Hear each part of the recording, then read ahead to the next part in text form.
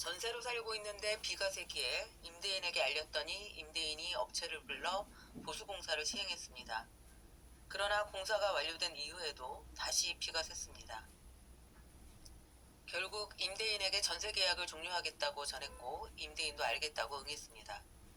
그런데 이후 임대인이 연락을 받지 않았습니다. 처음에는 바쁜가 보다라고 생각했지만 며칠째 회신이 없었습니다. 임차인은 임대인이 피한다는 생각이 들었고 내용 증명을 보냈으나 반송되었고 집을 찾아가도 아무도 없었습니다. 결국 소송을 하기로 결심하게 되었습니다. 임대인의 소장 부본도 송달되지 않아서 공시송달로 판결이 선고되기까지 임대인은 계속 연락이 없었습니다. 싸우자는 거구나, 두고 보자, 경매 넘기면 그만이지, 보증금을 돌려받지 못했으니 당장 다른 곳으로 옮길 수도 없는데 집 있다고 유세를 부리는구나. 온갖 짜증과 분노가 몰려왔습니다. 결국 임차인은 경매 신청을 하기에 이르렀습니다.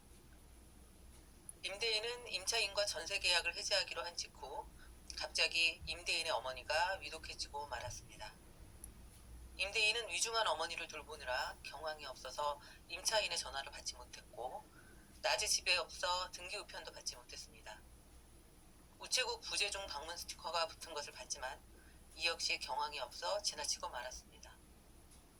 임차인은 전세 계약이 종료되면 임대차 보증금 반환 청구권을 가지고 임대인을 채무자로 하는 채권자가 됩니다. 채권자는 판결을 받으면 이를 집행권원으로 해서 법원에 강제 집행을 신청할 수 있습니다. 채권자가 법원에 부동산 강제 경매를 신청하면 3일 정도 후에 강제 경매 개시 결정이 나오고 곧 강제 경매 개시 결정 등기가 되어 등기사항 증명서, 즉 등기부 등본에서 확인할 수 있습니다. 부동산 소유자인 임대인이 개인적인 사정으로 경매 개시 후 2개월이 지난 무렵에야 비로소 이 사실을 알게 되었을 때에는 어떻게 해야 할까요?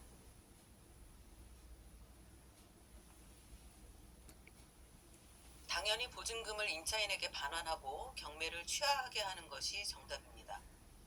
그러나 강제 경매 개시 결정 등기가 되면 새로운 임차인을 구할 수 없고 대출을 받을 수도 없습니다. 경매 개시 후 2개월 정도 시기에는 채권자와 합의가 가능하면 충분히 경매에서 집을 구해낼 수 있는 시기이지만 자금이 없으면 합의의 여지가 없는 것입니다. 다행히 자금이 마련이 가능하다면 임차인에게 보증금을 반환하면 되지만 보증금을 반환받고도 임차인이 경매 신청을 취하하지 않으면 경매 절차는 계속 진행된다는 것을 주의할 필요가 있습니다. 채권자가 경매 신청을 취하하지 않는다면 임대인은 경매 절차 청구에 이의가 있다고 주장하면서 청구 이의소를 제기하여 경매 신청의 집행권원이 된 판결문의 집행력을 제거할 수 있습니다. 그러나 청구 이의소를 제기하더라도 역시 경매 절차는 계속 진행이 됩니다. 재판부는 채권자와 채무자 사이에 실제로 무슨 일이 있었는지 양 당사자의 주장과 증거를 검토해야 판단을 내릴 수 있기 때문입니다. 이에 청구 이의소를 제기하면서 반드시 별도로 강제 집행 정지 신청도 해야 합니다. 임차인이 보증금을 다 돌려받고도 경매 신청을 취하를 하지 않을 때 해결할 수 있는 방법이 있지만 위와 같이 절차가 복잡해서 많은 법률가가 내용을 몰라 의뢰인의 재산을 잃게 하는 경우를 자주 목격했습니다. 임대인과의 상담에서는 시간 여유가 있으니 우선 임차인에게 연락을 취할 것을 권했습니다.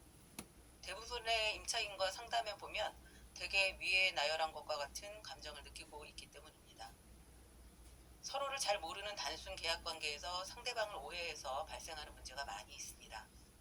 상대방이 어떤 사람인지 모르기 때문에 혹시 이러다가 보증금을 돌려받지 못하는 것이 아닐까 두려움이 생기기도 하고 상대방이 나를 속이는 것은 아닐까 의심하게도 됩니다. 그래서 임차인 입장에서는 연락이 없는 임대인에 대해서 언짢았을 것이고 비가 새는 집에서 사느라 많이 불편했을 것이니 진심을 다해 사과하는 것이 우선입니다. 한편 우편물은 지나치지 말고 반드시 내용을 확인하는 것이 중요합니다.